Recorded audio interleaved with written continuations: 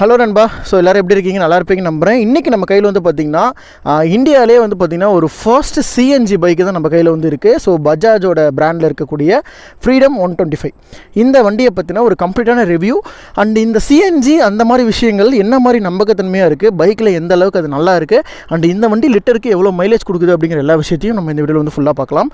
First of all பைக்ஸோட looks and கிராஃபிக்ஸை பொறுத்த வரைக்கும் எனக்கு தெரிஞ்சு ஒரு குட் லுக்கிங் மோட்டார் சைக்கிள்னே கண்டிப்பாக சொல்லுவேன். ஏன்னா பஜாஜை பொறுத்த வரைக்கும் டிசைனில் அவங்க அந்தளவுக்கு மொக்க பண்ணி நான் எந்த பைக்குமே பார்த்ததில்ல. அந்த ஸ்டிக்கரிங் கிராஃபிக்ஸ் ஆகட்டும், அந்த கலர் ஸ்கீம்ஸு, அந்த வண்டியில் அவங்க யூஸ் பண்ணக்கூடிய அந்த ஒரு டெக்ஸ்சர் அப்படிங்கிறது எல்லாமே ரொம்பவே டிசைன்டாக ரொம்பவே சூப்பராக பண்ணியிருப்பாங்க. அதே மாதிரி தான் இந்த பைக்லேயுமே ஒரு அந்த ஃபீல் அப்படிங்கிறது ரொம்பவே நல்லாயிருக்கு. அண்ட் இதே வண்டியில் வந்து பார்த்திங்கன்னா நமக்கு ஒரு மாதிரி நல்லா டாலராக, அதாவது வண்டி வந்து கொஞ்சம் ஹைட் அதிகம், இது ஆனால் பார்த்தா உங்களுக்கு அந்த மாதிரி தெரியாதுங்க. ஸோ இது லென்த் ரொம்ப ஜாஸ்தி உங்களுக்கு. அதே மாதிரி இந்த வண்டியோட அந்த சீட்டோட லென்த் அப்படிங்கிறது கொஞ்சம் நல்லா பெருசாகவே இருக்குது. ஃபியூவல் டேங்க் சைஸ் பார்த்தீங்கன்னா 2 லிட்டர்ஸ். அதே மாதிரி சிஎன்ஜி டேங்க் வந்து பார்த்திங்கன்னா 2 கிலோகிராம். ரெண்டுமே வந்து பார்த்திங்கன்னா அந்த டேங்க் அண்ட் சீட்டுக்கு அடியில் தான் வந்து இருக்கிற மாதிரி ப்ளேஸ் பண்ணியிருக்காங்க.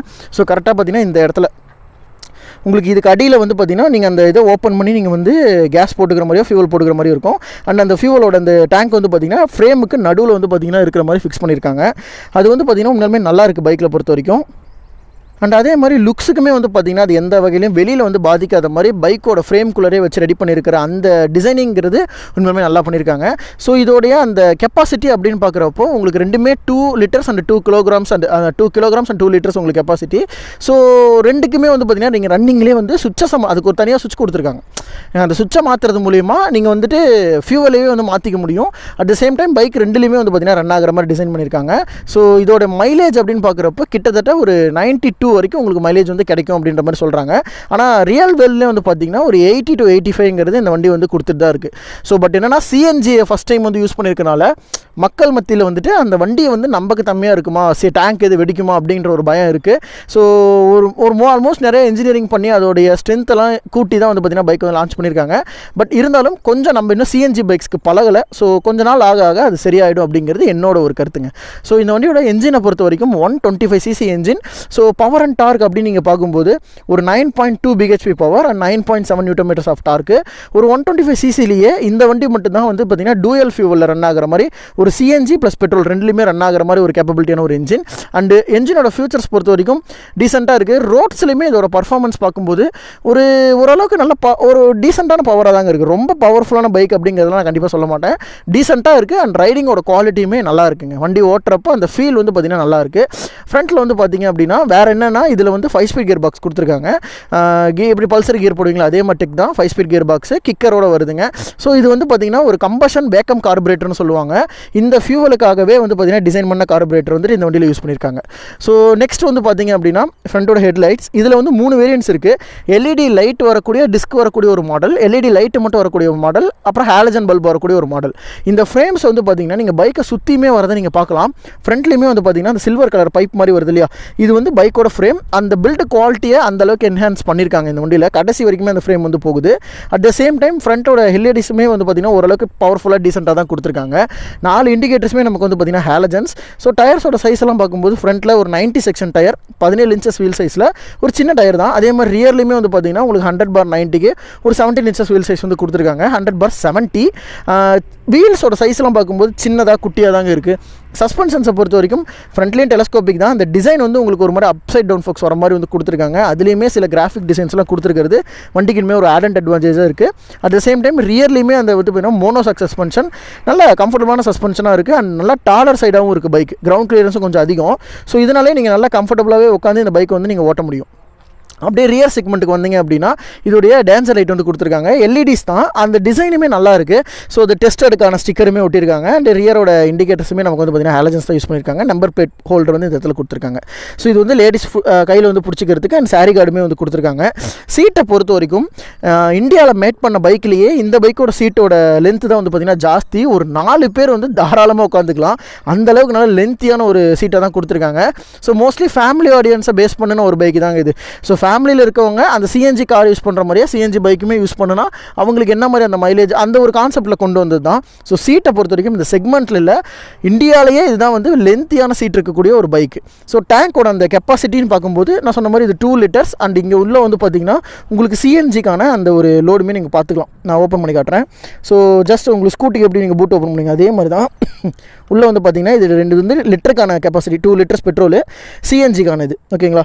அதே மாதிரி நீங்கள் லெஃப்ட் சைடு வந்து ஸ்லோலியாக இது பண்ணுற மாதிரி அந்த கீழே உள்ளே வந்து பார்த்திங்கன்னா இன்ஸ்ட்ரக்ஷன்ஸும் கொடுத்துருக்கிறது நல்லாயிருக்கு. ஜஸ்ட் அப்படியே ஒரு பட்டன் டேப் தான் இது. அவ்வளோதாங்க. நெக்ஸ்ட் அப்படியே அந்த கன்சோல் வந்து பார்த்துருவோம். கன்சோலை பொறுத்த வரைக்கும் ஒரு சின்னதாக இருக்கக்கூடிய ஒரு டிஜிட்டல் கன்சோல் தான், பட் நிறைய இன்ஃபர்மேஷன்ஸ் இதில் வந்து கொடுத்துருக்காங்க. ரொம்பவே ஒரு டீட்டெயில்டான ஒரு கன்சோல்னே சொல்லலாம். ஸோ இதில் வந்து பார்த்திங்கன்னா சைடு ஸ்டாண்ட் இண்டிகேஷன்ஸ், இப்போ சைடு ஸ்டாண்ட் ஆனில் இருக்குது. ஸோ பெட்ரோலாக இது அப்படிங்கிறத கன்வெர்ட் பண்ணிக்கிறதுக்கு உங்களுக்கு இங்கே சுவிட்ச் இருக்குது. நீங்கள் ரன்னிங்லேயே கூட இந்த சுவிட்சை வந்து சேஞ்ச் பண்ணிக்க முடியும். அண்டு ஹை பீம் லோ பீமுக்கான ஒரு சுவிட்ச் வந்து கொடுத்துருக்காங்க, இண்டிகேட்டர்ஸ்க்கான சுவிட்ச் வந்து கொடுத்துருக்காங்க, ஹாரனுக்கு வந்து கீழே சுவிட்ச் வந்து கொடுத்துருக்காங்க. ஸோ சைடில் வந்து பார்த்திங்கன்னா ஸ்டார்டருக்கான சுவிட்ச் மட்டும் தான் கொடுத்துருக்காங்க. நான் உங்களுக்கு ஸ்டார்ட் பண்ணி அதோட எக்ஸாஸ்ட் நோட் வந்து எப்படி இருக்குது அப்படிங்கிறத வாங்க பார்க்கலாம்.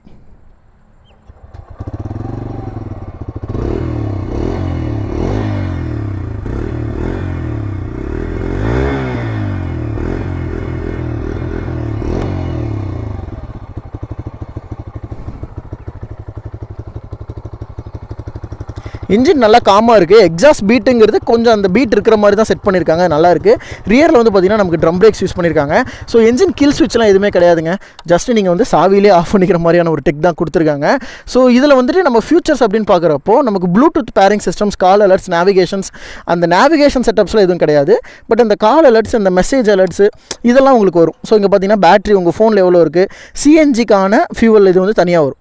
இப்போ நீங்கள் இது வந்து பெட்ரோல் இருக்கா, இதே நான் சிஎன்ஜி மோடு மாற்றினா சிஎன்ஜி வந்து எனக்கு டேங்க் எவ்வளோ இருக்குது அப்படிங்கிறது வந்து காட்டுது. ஆல்மோஸ்ட் ஆஃப் டேங்க் வந்து இருக்குது. அண்ட் டைம் ஓடிட்டு இருக்குது, ஓடோ இருக்குது. அண்ட் அதிலே பெட்ரோல் நீங்கள் சேஞ்ச் பண்ணிட்டீங்கன்னா உங்களுக்கு பெட்ரோல் மோடுமே ஆன் ஆகிடும். இந்த மாதிரி தான் உங்களுக்கு 2 விதமாக நீங்கள் வந்து சேஞ்ச் பண்ணிக்கிற மாதிரி கொடுத்துருக்காங்க. அதே ரன்னிங்லேயே நீங்கள் சேஞ்ச் பண்ணிக்கலாம். ஸோ லுக்ஸ் அண்ட் டிசைன்ஸ், அதோட ப்ராக்டிகாலிட்டி எல்லாமே பார்க்குறப்போ உங்களுக்கு ஓரளவுக்கு இது வந்து பார்த்திங்கன்னா டீசெண்டாக தாங்க இருக்குது. ஸோ ப்ராக்டிக்கலி நான் என்ன வண்டி ஓட்டிகிட்டு வர அந்த ஃபீலுமே வந்து பார்த்திங்கன்னா ஒரு ஒரு டாலாக இருக்குது. பட் ஆனால் வண்டி வந்து குட்டியாக இருக்க மாதிரி ஒரு ஃபீல், சின்னதாக இருக்க ஒரு வண்டி. இதோடைய ஆன் ரோட் ப்ரைஸ் அப்படின்னு பார்க்குறப்போ இந்த ஹை வேரியண்ட் வந்து ஒரு 1,10,000 1,15,000 அந்த செக்மெண்ட்டில் வந்து வருது. ஸோ 125cc செக்மெண்ட்ஸ்லேயே இது கொஞ்சம் ப்ரைஸ் கம்மியாக வருது. ஆக்சுவலாக பஜாஜே நமக்கு ப்ரைஸ் ஆல்மோஸ்ட் வந்து ஓரளவுக்கு டீசெண்டாக கொடுத்துருப்பாங்க. அந்த செக்மெண்ட்டில் இது வந்து பார்த்திங்கன்னா ஒரு 1,15,000 அந்த செக்மெண்ட்டில் வந்து வருதுங்க. ஸோ இதில் பேஸ் வேரியன்ட்ஸ் இருக்குது. நான் சொன்ன மாதிரி உங்களுக்கு ஹாலஜன் லைட் மட்டும் இருக்கிற செட்டப் நீங்கள் வாங்கினீங்கன்னா அதுக்கேற்ற மாதிரி ப்ரைஸ் வரும். இது டாப் வேரியண்ட் அப்படிங்கிறனால தான் உங்களுக்கு இந்த ப்ரைஸ் ஹைக்கு. மைலேஜ் அப்படின்னு பார்க்குறப்போ ரியல் டைமில் மைலேஜ் 75லேருந்து 85ங்கிறது உங்களுக்கு தாராளமாக கிடைக்குது வித் கம்பைன்டு ஃபியூவல். ஸோ இதே நீங்கள் வந்து பார்த்தீங்கன்னா பெட்ரோலில் மட்டும் கணக்கு போட்டு பார்க்கும்போது உங்களுக்கு அப்ராக்சிமேட்லி இது என்ஜின் ரொம்ப கம்மி பவருங்கிறதுனால எனக்கு தெரிஞ்ச ஒரு 60-65ங்கிறது உங்களோட பெட்ரோல் மைலேஜாக இருக்கும். ஸோ டீசெண்டான ஒரு மைலேஜ் தாங்க. ஆனால் 92ன்னு சொல்லியிருக்காங்க. இது கம்பைன்டு மைலேஜா இல்லை சிஎன்ஜிக்கு தனியாக பெட்ரோலுக்கு தனியாகவே இந்த மைலேஜ் வருமா அப்படிங்கிறது தான் தெரியல. ஸோ உங்களுக்கு தெரிஞ்சுன்னா கீழே கமெண்ட் பண்ணுங்கள். பட் மோஸ்ட்லி 92 அப்படிங்கிறது என்னை பொறுத்த வரைக்கும் இது பவரெல்லாம் வச்சு பார்க்கும்போது அந்த வண்டி ஓட்டுற அந்த ஃபீலுமே வச்சு பார்க்கும்போது இது வந்து இந்த வண்டி கொடுக்குற மாதிரி தான் எனக்கு தோணுது. ஏன்னா பவர் அந்தளவுக்கு இல்லை, ஓட்டும்போது அந்த ஃபீலுமே வந்து பார்த்திங்கன்னா நல்லாயிருக்கு. இதே நீங்கள் சிஎன்ஜி மோடு சேஞ்ச் பண்ணும்போது உங்களுக்கு லைட்டாக பவர் டவுன் அப்படிங்கிற அந்த விஷயம் வந்து நீங்கள் பார்க்க முடியுதுங்க. கண்டிப்பாக இந்த வண்டியில் இருக்குது. ஸோ அதை வச்சு தான் சொல்கிறேன், ஓரளவுக்கு டீசெண்டான ஒரு பைக்காகவே எனக்கு தோணுது. ஸோ இந்த வண்டியை பற்றி நீங்கள் என்ன நினைக்கிறீங்க? அண்ட் இந்த சிஎன்ஜிக்கு நிறைய மக்கள் வாங்கிட்டு இருக்காங்க. நானுமே ரோட்ஸ்லேயே 2-3 வண்டியை பார்த்தாச்சு. அண்ட் அவங்களோட ஃபீட்பேக்குமே நான் கேட்டப்போ நல்ல விதமாக தான் சொல்கிறாங்க, மைலேஜும் நல்லா வருதுன்றாங்க. ஸோ பார்க்கலாம் உங்களுக்கு இந்த வண்டியை பற்றி நீங்கள் என்ன நினைக்கிறீங்க? நீங்கள் இந்த வண்டி உங்களுக்கு இருக்கா ஒரு 1,20,000 நீங்கள் இந்த சிஎன்ஜி பைக் சூஸ் பண்ணுவீங்களா? அண்ட் நீங்கள் இப்படி எடுத்திங்கன்னா என்ன காரணத்துக்காக வாங்குவீங்க அப்படிங்கிறத நீங்கள் கமெண்ட் பண்ணுங்கள். அண்ட் இதே மாதிரி தொடர்ந்து நம்ம சேனல் நிறைய வீடியோஸ் வந்துட்டு இருக்கும். இந்த வண்டியோட டெஸ்ட் ரைட் ரிவ்யூ வரும். ஸோ மறக்காமல் நம்ம வீடியோ வந்து உங்கள் ஃப்ரெண்ட்ஸ்க்கெலாம் ஷேர் பண்ணுங்கள். அண்ட் நம்ம சேனலையுமே ஃபாலோ பண்ணி வச்சுக்கோங்க. ஸோ தேங்க்ஸ் ஃபார் வாட்சிங் நண்பா. இதே மாதிரி இன்னொரு வீடியோவோட நான் நெக்ஸ்ட் வீடியோவில் உங்களை மீட் பண்ணுறேன். தேங்க்ஸ் ஃபார் வாட்சிங் நண்பா. Take care and bye.